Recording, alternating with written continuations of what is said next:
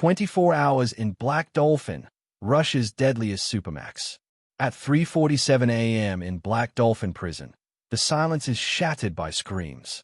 Dmitri Volkov, a former investigative journalist turned inmate, jolts awake in his concrete tomb. The cell is 2 meters by 3 meters, barely enough space to extend his arms. Through the steel door's food slot, he can hear the guards dragging someone down the corridor. The metallic scraping of chains against concrete echoes through the darkness. This isn't just any prison. Black Dolphin holds Russia's most dangerous criminals, serial killers, cannibals, terrorists. Men who have murdered dozens. Men who will never see freedom again. And Dmitri is trapped among them, sentenced to life for exposing government secrets. The footsteps stop outside his cell. A guard's face appears at the slot. Volkov, get ready. You're being moved. Moved? In Black Dolphin, a transfer could mean only one thing. You're about to meet the monsters. Dmitri's hands tremble as guards shackle him. The process is dehumanizing by design. First, handcuffs behind his back. Then a black hood pulled over his head, cutting off all vision. Finally, guards force him to bend at a 90-degree angle. The signature Black Dolphin posture designed to prevent inmates from memorizing the prison layout or planning escape. His walk through corridors is never seen, each turn disorienting. He can hear breathing, other prisoners being moved, all hooded, all bent. The guards say nothing. They don't need to. In Black Dolphin, you don't ask questions.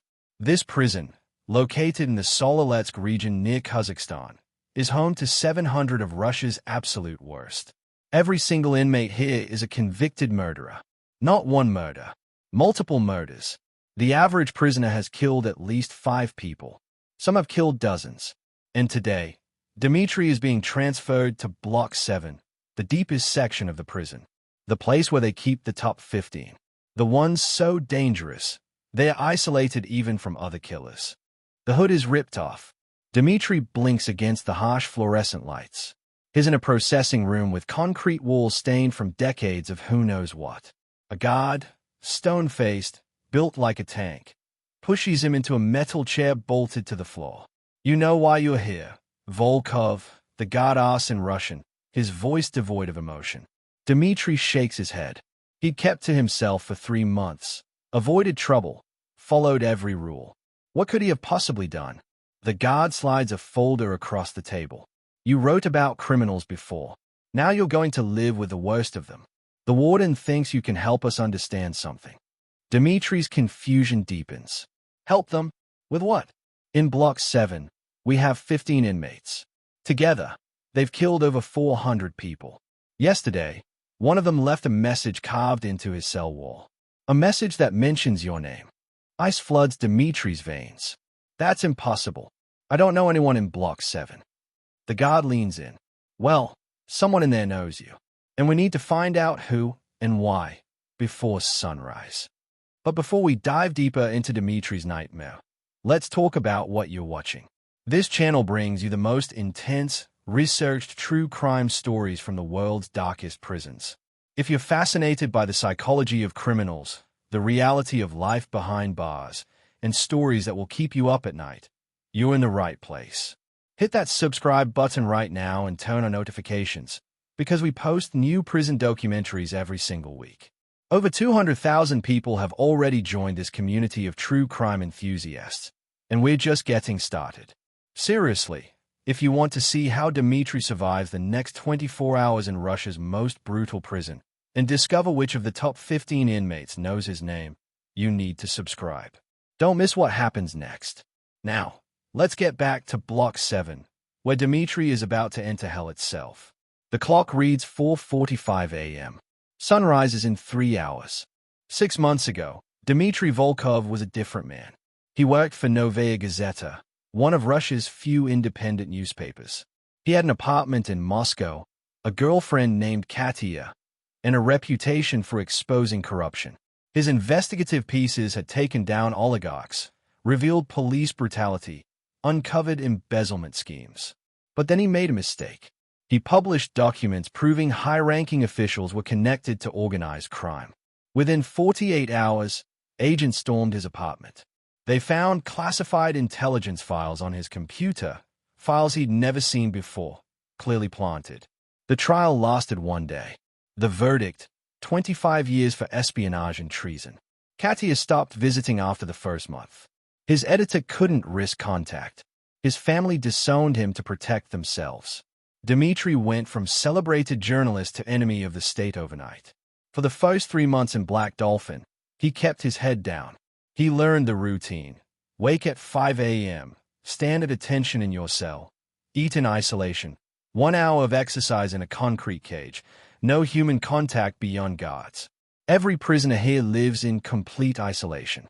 No roommates, no conversation, just you and the walls. But now, at 5:02 a.m., everything is about to change. Dmitri is escorted deeper into the prison than he's ever been. The elevator descends. Dmitri counts 3 levels down. Block 7 is underground, literally buried beneath the main prison. The temperature drops with each level. The air becomes thick, stale, recycled through decades-old ventilation systems. When the doors open, Dmitri sees a corridor unlike anything above. This hallway has 15 doors, each made of reinforced steel with observation windows. Each door has a placard with a name and number.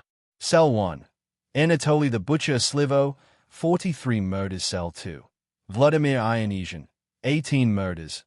Cannibal, Cell 3. Mikhail Popkov, 83 murders. Cell 4. Sergei Golovkin, 11 murders. Children. The list continues, each name more horrifying than the last. Dmitri's stomach turns. He's read about some of these men. Popkov, the werewolf, was a police officer who raped and murdered women for 2 decades. Golovkin, the fisher, tortured and killed young boys. And somewhere in these 15 cells, one of them knows Dmitri's name. The warden, a gray-haired man with dead eyes, waits at the end of the corridor. Welcome to the Beast Slayer, Volkov. Let me show you what was carved into Cell 9. Cell 9. Dmitri's eyes scan the placard. His blood freezes. Cell 9. Yuri Mikhailovich Volkov, 31 murders. Volkov, the same last name. Dmitri's mind races. That's my surname. But I don't know any Yuri Mikhailovich. I don't have family with that name. The warden's expression doesn't change. Come, see for yourself. They approach Cell 9. Through the observation window, Dmitri sees a man sitting cross-legged on the floor. Yuri Volkov is in his late 50s, gaunt, with hollow cheeks and wild gray hair. His eyes are closed, lips moving silently as if praying or chanting. The warden taps the window. Yuri's eyes snap open. They are pale blue, almost colorless, and they lock onto Dmitri with immediate recognition. A smile spreads across Yuri's face, revealing missing teeth. Dmitri, little Dmitri, you came. Dmitri's heart hammers. I don't know you. But I know you, Yuri whispers, pressing his face against the observation window. I've known you since you were born. December 12, 1986. Moscow Regional Hospital. Your mother's name was Svetlana. Your father left when you were 3. The details are correct. Impossibly correct. How do you? Because I was there, Yuri says, his smile widening. The night you were born was the night I killed your real father. The world tilts. Dmitri grabs the wall for support. The warden pulls Dmitri away from the cell. We need to talk. Briefing room. Now. Inside a cramped office, the warden spreads out files on Yuri Volkov. Yuri Mikhailovich Volkov.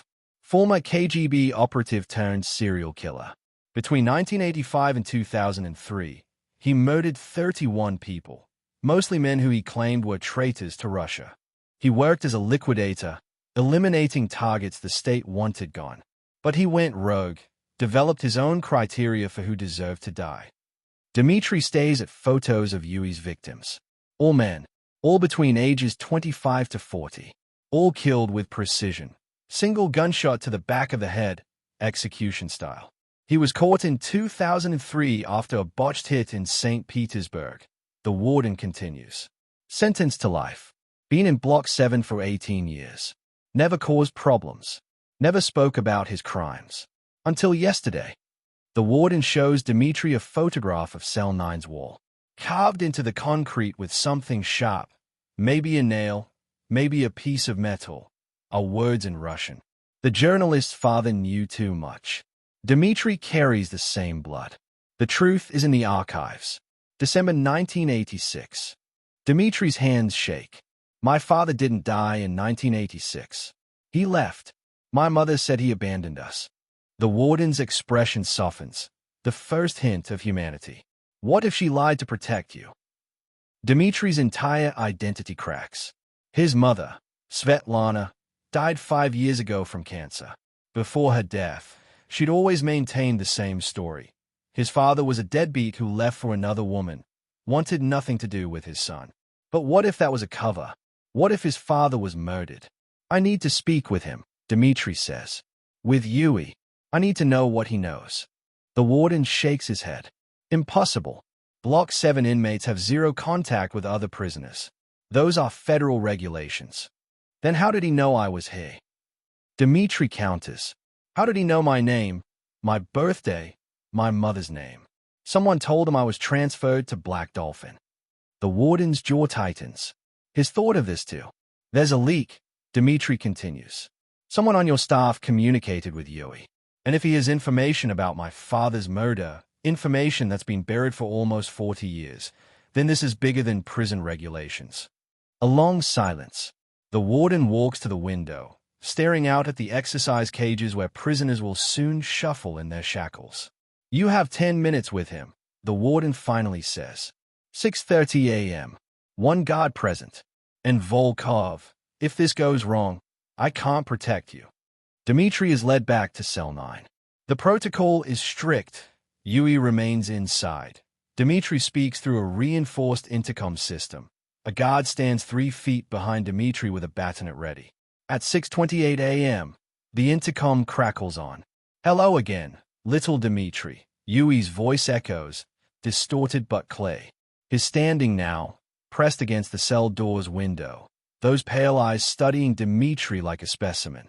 Tell me about my father, Dmitri demands, trying to keep his voice steady. Tell me what happened in December 1986. Yui's smile fades. His expression becomes somber, almost respectful. Your father's name was Nikolai Volkov. We're not related. Volkov is common enough. But Nikolai, he was KGB like me. Analyst. Brilliant man. He discovered something he shouldn't have. Discovered what? A list. A list of officials taking money from criminal organizations. Not small-time bribes. We're talking millions of rubles, laundered through state accounts. Your father compiled evidence. He was going to expose them. Dmitri's investigative instincts kick in despite the surreal situation. And they ordered you to kill him. They ordered someone to kill him. I volunteered. Yui's voice drops to a whisper. I was a true believer back then. I thought I was protecting the motherland from a traitor. I shot him in his car outside your apartment building. December 8th, 1986. 4 days before you were born. Dmitri's legs nearly give out. You murdered my father days before I was born. And you want, what? Forgiveness. Redemption. No, Yui says sharply. I want you to finish what he started. What are you talking about? Yui glances at the camera in the corner of his cell, then leans closer to the intercom. Your father hid copies of his evidence. He knew they'd come for him eventually. The archives he compiled, documents, photographs, recordings, they are still hidden. And the men on that list, some of them are still in power today, still stealing, still killing anyone who gets close to the truth. Why should I believe you? Dmitri's voice cracks with emotion. You're a murderer. You've killed 31 people. 31, Yui confirms. And I deserve to rot in this hole until I die. But your father deserves justice. And you're a journalist. It's in your blood. Literally. The guard shifts behind Dmitri, uncomfortable with the conversation's direction. Where are these archives? Dmitri asks. Yui shakes his head. Not yet. First, you need to understand the other 14 men in Block 7. Each of them has a piece of the story. Each of them was involved, in one way or another, with the organization your father tried to expose. Dmitri's mind reels. You're saying the top 15 inmates here are all connected. Welcome to the real Black Dolphin, Yui whispers. We're not just monsters. We're witnesses. The warden pulls Dmitri out of the corridor immediately. Back in the briefing room, he slams the door. What did Yui tell you? Dmitri explains everything. The list, the archives, the claim that all 15 inmates in Block 7 are somehow connected to his father's investigation. The warden runs a hand through his gray hair. This is insane. You understand that, right? Dmitri Volkov is a manipulator. Serial killers lie. They create elaborate stories to feel important. Then explain how he knew details about my father that were never made public, Dmitri counters. Explain how he knew I was transferred here. The warden has no answer. I need to speak with the others, Dmitri says. The other 14. If Yui's telling the truth, if there's even a chance he's telling the truth, this could be the biggest story of corruption in modern Russian history. And if he's lying, you're wasting time chasing ghosts. I'm already in prison for life, Dmitri says quietly. What do I have to lose? The warden considers this. Outside, morning roll call begins. The sound of 700 prisoners standing at attention in their cells, guards checking each one. Finally, the warden nods. You have until 6 p.m. 12 hours. I'll arrange interviews with each inmate in Block 7. But Volkov, this stays between us. If word gets out, he doesn't finish. He doesn't need to. Before we continue Dmitri's investigation into Russia's most dangerous criminals, I need to ask you something. What would you do in this situation? Would you trust a serial killer's word? Would you risk everything to uncover the truth about your father's murder? Drop your answer in the comments below. I read every single one. And if you're on the edge of your seat right now, wondering what Dmitri discovers next, hit that like button. It helps this video reach more true crime fans like you. We're building an incredible community here, and your support means everything. Stick with me, because the next 11 inmates Dmitri interviews are even more terrifying than Yui. And one of them has a secret that will change everything. Let's get back to Block 7. The clock reads 7:20 a.m. Dmitri has less than 11 hours to interview 14 killers and piece together a decades-old conspiracy. Cell 1. Anatoly the Butcher Slivo, 43 murders. Dmitri sits across from the intercom, notepad in hand. Through the observation window, he sees Anatoly Slivo, a massive man, over 6 feet tall, with arms like tree trunks and a face covered in prison tattoos. Each tattoo represents a kill, a common practice among Russian criminal elites. Anatoly Slivo, Dmitri begins. You were an enforcer for the Solntsevskaya Bratva crime syndicate. 43 confirmed murders between 1991 and 2005. Slivo's voice rumbles through the intercom. 43 they could prove. Real numbers higher. Dmitri Volkov says you have information about a corruption network. A list compiled by Nikolai Volkov in 1986. Slivo's expression shifts, just slightly, but Dmitri catches it. Recognition. I was 16 in 1986, Slivo says. Nobody. Just a street kid in Moscow. But I remember the panic. All the big bosses scrambling because someone in the KGB was compiling evidence. They put a bounty out, 100,000 rubles to whoever could find this analyst's files. Did anyone find them? No. The analyst got killed. The heat died down. Everyone moved on. But the whispers never stopped. Every few years, someone in the organization would claim they'd found a lead on the archives. Those people always ended up dead. Dmitri writes furiously. Who ordered the hits? Slivo leans back. You want that answer? Talk to the man in Cell 5. Cell 5. Boris Kazakov, 27 murders, former FSB officer. Boris Kazakov is different from the others. He's refined, educated, speaks with a measured tone of someone who once held power. At 62 years old, he looks more like a grandfather than a mass murderer. Dmitri Volkov, Boris says when the intercom connects. The journalist who bit off more than he could chew. I read your articles. Good work. Sloppy operational security, but good work. You are FSB, Dmitri says. What's a federal agent doing in with organized crime enforcers? FSB, mob. You think there's a difference? Boris laughs darkly. I worked both sides. Did what I was told. Eliminated threats. 27 targets over 30 years. Got caught because I trusted the wrong person. Tell me about 1986. The list. Boris's smile fades. The list was real. Your father was thorough. He had bank records, photographs of officials meeting with crime lords, audio recordings of bribes being negotiated. If that information had gone public, it would have collapsed the entire system. So they killed him. They tried to kill the information, Boris corrects. Your father was already dead by the time I got involved. I was ordered to find the archives in 1987. Spent 2 years searching. Tore apart his apartment. Interrogated your mother. Followed every lead. Dmitri's blood runs cold. You interrogated my mother. Gently. She didn't know anything. She was innocent. Wait, Dmitri interrupts. If you interrogated my mother, you know she didn't have the files. So where did you search? Boris tilts his head, impressed. Good question. We searched everywhere connected to Nikolai. His office, his colleagues' homes, his parents' place in Volgograd. Nothing. It was like the archives disappeared into thin air. Or he gave them to someone you never thought to investigate. Exactly. Boris leans forward. That's what I eventually concluded. Your father had an accomplice. Someone outside the KGB, outside the criminal world. Someone invisible. Who? I never found out. That's why I'm in here. In 2011, I got sloppy. Killed a target in broad daylight. Got arrested. But here's what you need to understand. Dmitri, the organization never stopped looking for those files. Even now, even in 2026. Dmitri's pen stops mid-word. What do you mean, even now? Why do you think you were really arrested? Boris asks quietly. A journalist exposes corruption, gets framed for espionage. That's standard procedure. But sending you to Black Dolphin? That's unusual. Most political prisoners go to softer facilities. You were sent here specifically.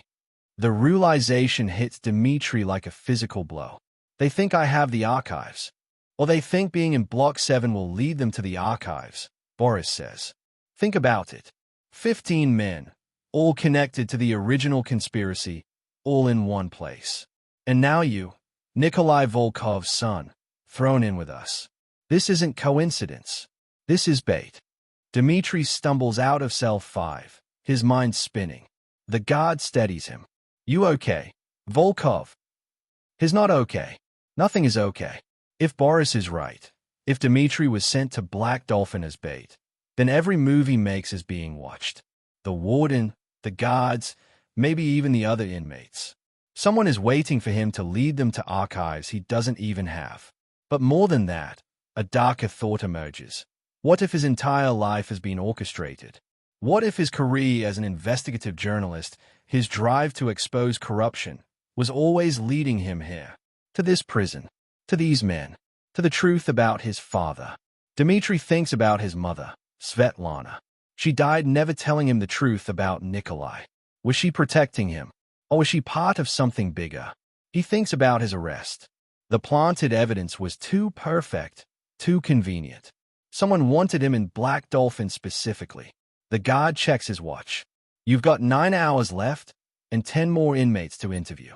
You want to take a break? Dmitri shakes his head. He's too deep now. The only way out is through. Take me to cell 7, he says. I want to talk to the cannibal. The guard's face pales slightly, but he nods. Cell 7, Andrei Chikatilo Jr., 22 murders, cannibal. The name sends chills through Dmitri. Chikatilo, the same surname as one of the Soviet Union's most notorious serial killers, Andrei Chikatilo, who murdered and cannibalized 53 people in the 1980s. No relation, Andrei Jr. says when he sees Dmitri's expression. But I admired his work. I perfected it. Dmitri forces himself to stay focused. I'm not here about your crimes. I'm here about 1986. The list.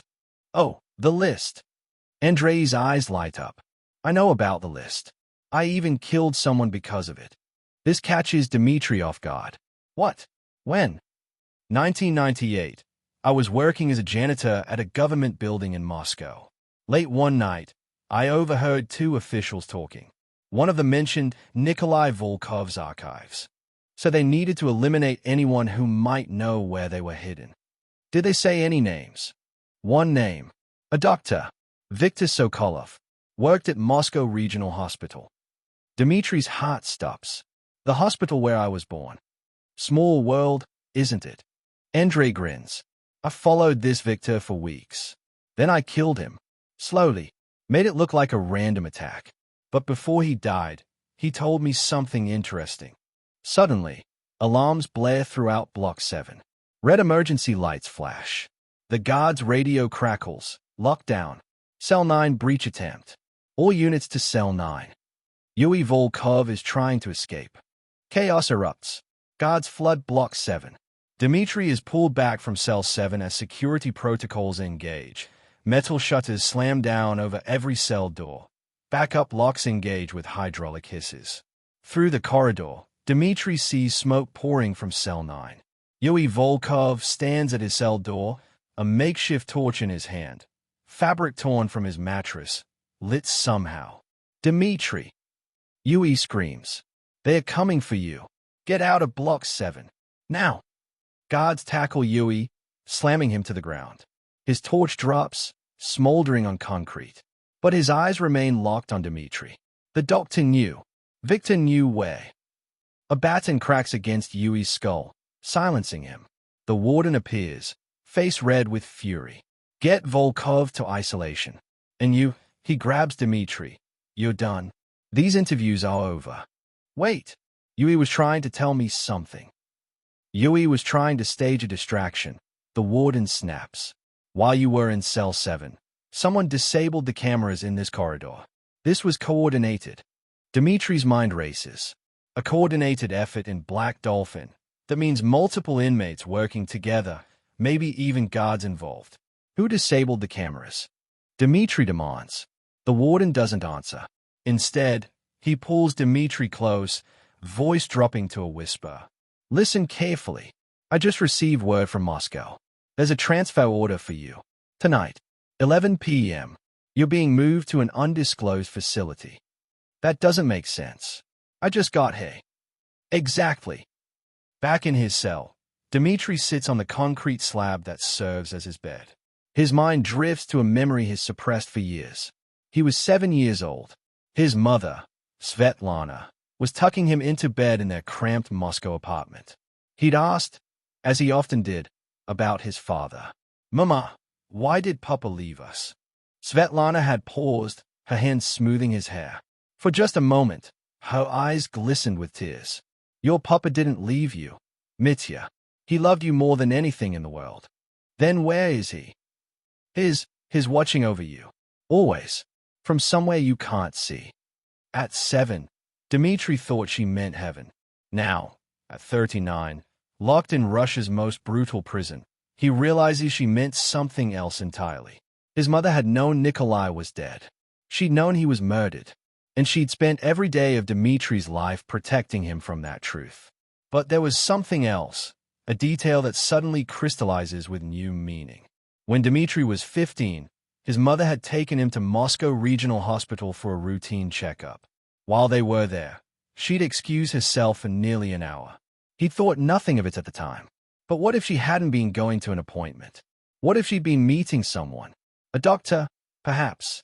Viktor Sokolov, the same doctor Andrei Chikatilo Jr. claimed to have killed in 1998, 3 years after Dmitri's hospital visit. Had his mother been retrieving something from Viktor? Or hiding something with him? A guard slides a tray through Dmitri's cell door, watery soup and stale bread. But there's something else. A folded piece of paper tucked under the bowl. Dmitri glances at the camera in his cell's corner, then carefully palms the note. In the blind spot beneath his bed, he unfolds it. The handwriting is shaky but legible. Your mother gave Viktor Sokolov a lockbox in 1995. Hospital basement storage, Unit 47B. Combination, your birth date. Viktor kept it secret for 3 years before they found him and killed him. The lockbox was never discovered. It's still there. B.K. Boris Kazakov, the former FSB officer, somehow got this message to Dmitri. But how? And why help him? Dmitri reads the note again, memorizing every word, then tears it into tiny pieces and flushes it down the toilet. Moscow Regional Hospital. Basement storage. Unit 47B. His father's archive had been sitting in a hospital basement for 31 years, hidden in plain sight. Everything Nikolai Volkov died protecting. Evidence of corruption, proof of criminal conspiracy at the highest levels of Russian government, is in a lockbox combination locked with Dmitri's birthday. December 12, 1986. The same date that's been carved into Yui's cell wall. Dmitri realizes with growing horror that multiple people in this prison know about the lockbox's location, which means the information is being sold, traded, or extracted. And if it's being transferred tonight to an undisclosed facility, it's because someone wants to interrogate him before he can reach that hospital. Dmitri's cell door unlocks. Not the meal slot, the entire door. This is wrong. Doors in Black Dolphin never open except during controlled movements with multiple guards present. A guard appears, young, nervous, someone Dmitri hasn't seen before. Volkov, come with me. Warden wants you. Where's the usual guard? Sick. I'm covering his shift. Let's go. Every instinct screams danger, but Dmitri has no choice. He steps into the corridor. The guard doesn't hood him, doesn't cuff him, just walks ahead, hand on his baton. They pass the normal route to the warden's office. Dmitri's pulse quickens. Where are we going? Shortcut. They enter a section of the prison Dmitri's never seen. Old storage rooms, abandoned during a renovation years ago. The guard stops at a rusted door, pulls out a key. This isn't a shortcut, Dmitri says. The guard turns, and Dmitri sees the tattoo on his neck. A cathedral with 8 spires. The mark of the Solntsevskaya Bratva. You're right, the guard says, pulling out a knife. This is a dead end. Dmitri's survival instincts kick in. He's not a fighter, but desperation makes people dangerous. As the guard lunges, Dmitri sidesteps, grabbing the guard's wrist. They struggle, crashing into shelves, sending decades of dust flying. The knife clatters to the floor. Dmitri kicks it away, then runs. Behind him, the guard's radio crackles. Other voices. More of them. Dmitri sprints through corridors, completely lost, alarms beginning to wail as his escape is detected. Dmitri rounds a corner and slams directly into someone. He stumbles back, ready to fight, then freezes. It's the warden. Volkov. What the hell? The warden sees the blood on Dmitri's hands, the panicked look in his eyes. Who did this? One of your guards, Dmitri gasps. He tried to kill me. His Bratva. The warden's expression hardens.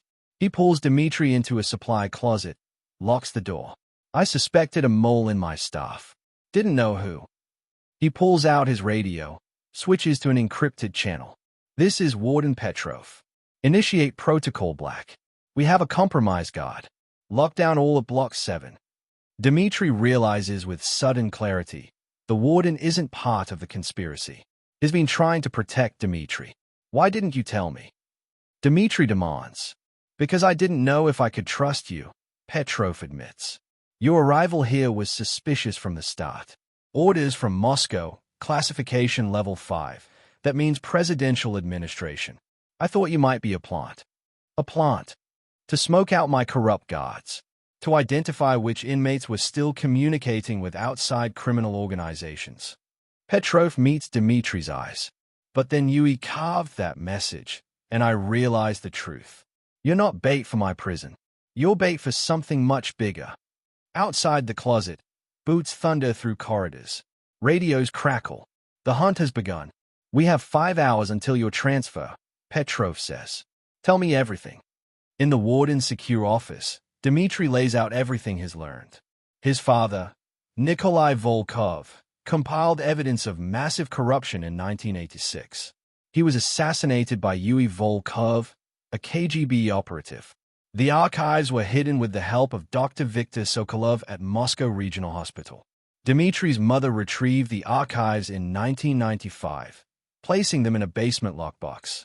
Viktor was murdered in 1998 by Andrei Chikatilo Jr., but not before the cannibal learned about the lockbox's existence. Over the next 28 years, the information circulated through Russia's criminal underworld. Fragments of the truth scattered among murderers, mobsters, and corrupt officials. And now, in 2026, someone in Moscow's current administration knows Dmitri is Nikolai's son. They engineered his arrest, planted him in Black Dolphin specifically to see if he would lead them to the archives. The transfer tonight isn't to another prison, Dmitri concludes. It's to an interrogation facility. They'll torture me until I give them the lockbox location. Petrov processes this, and if you give it to them, they destroy the evidence.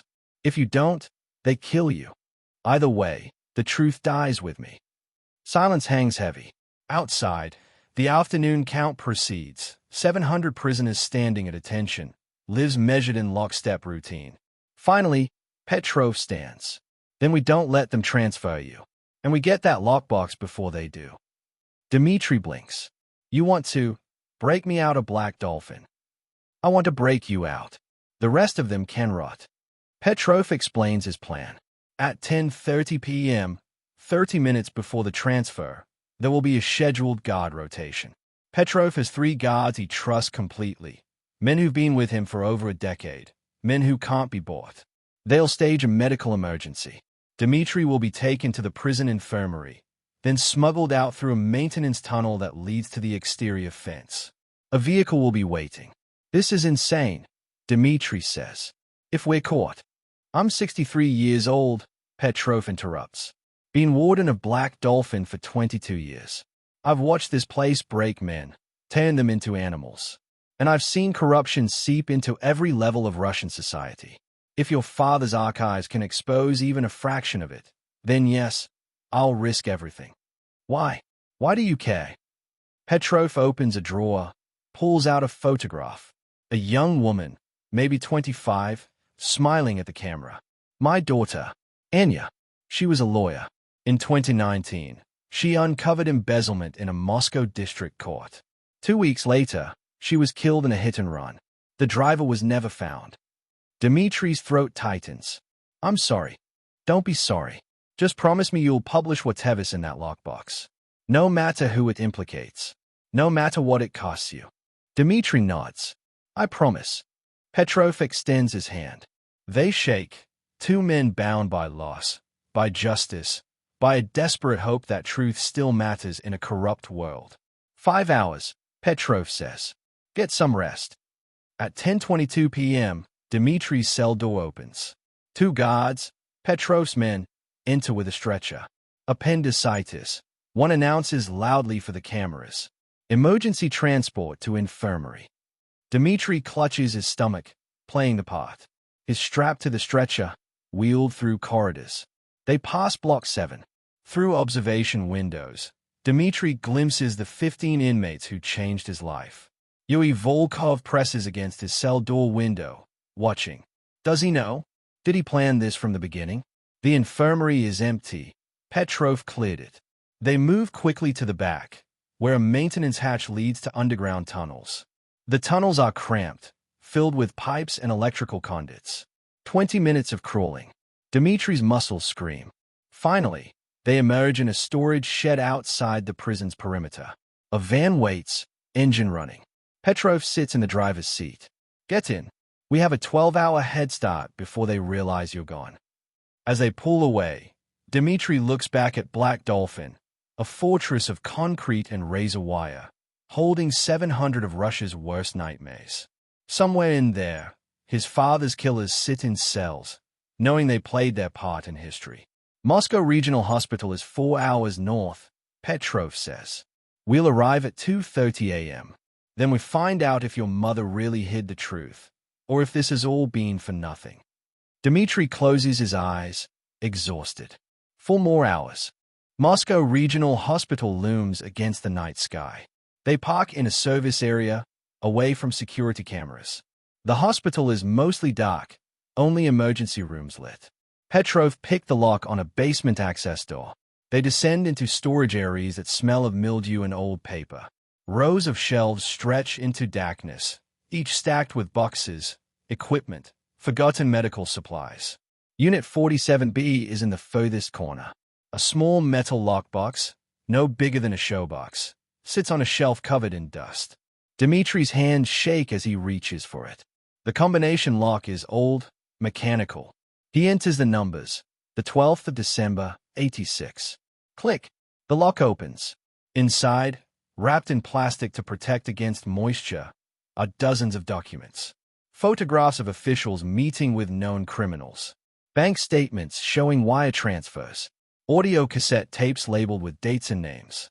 And a handwritten journal, his father's journal, detailing every piece of evidence, every connection, every crime.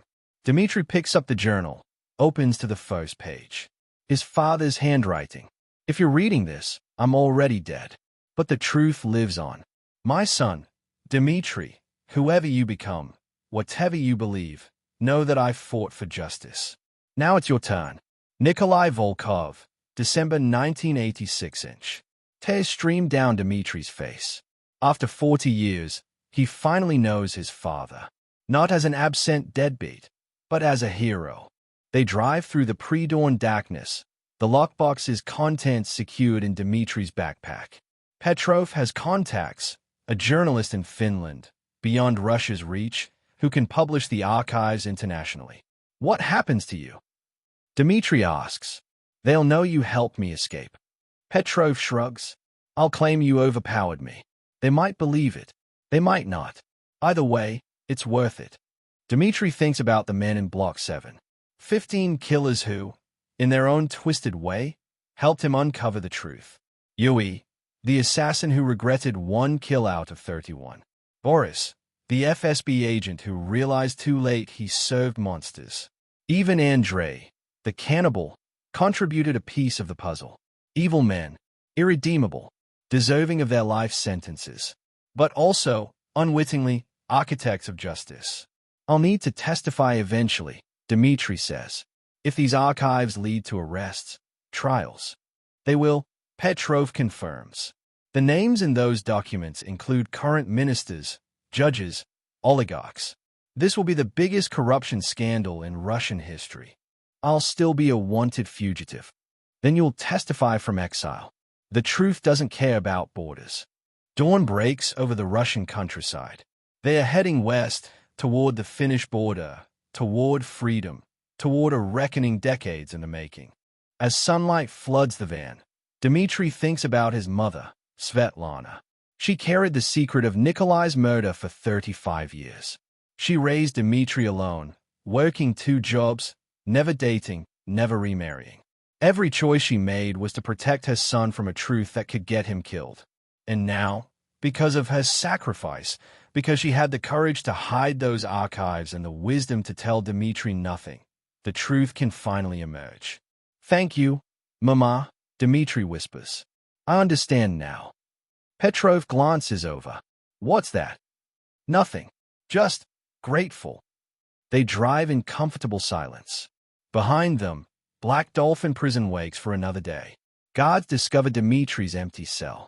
Alarms sound. A manhunt begins. But it's too late. The lockbox is opened. The truth is free. Dmitri Volkov, son of a murdered whistleblower, raised by a mother who protected him at all costs, imprisoned for seeking truth, has finally done what his father died trying to do. Has exposed the corruption that festers in the heart of power. And nothing, not prison walls, not assassins, not threats, can put that truth back in the box. And that's the story of how one journalist's 24-hour journey through Russia's most dangerous prison exposed a 40-year-old conspiracy. If this story left you speechless, if you can't believe what Dmitri endured and discovered, then you need to subscribe to this channel right now. We bring you the most intense, unbelievable true crime stories from around the world. Stories that will keep you up at night. Stories that expose the darkness hidden in plain sight. Hit that subscribe button. Smash the like button. Turn on notifications so you never miss an upload. Drop a comment telling me, what shocked you most about this story? Was it Yui's revelation? The mother's sacrifice? The escape from Black Dolphin? I want to hear your thoughts. And if you want more deep dives into the world's most notorious prisons, check out my video on Inside ADX Florence, America's Supermax linked on your screen right now. Thanks for watching. Stay curious, stay safe, and remember, the truth always finds a way. Until next time.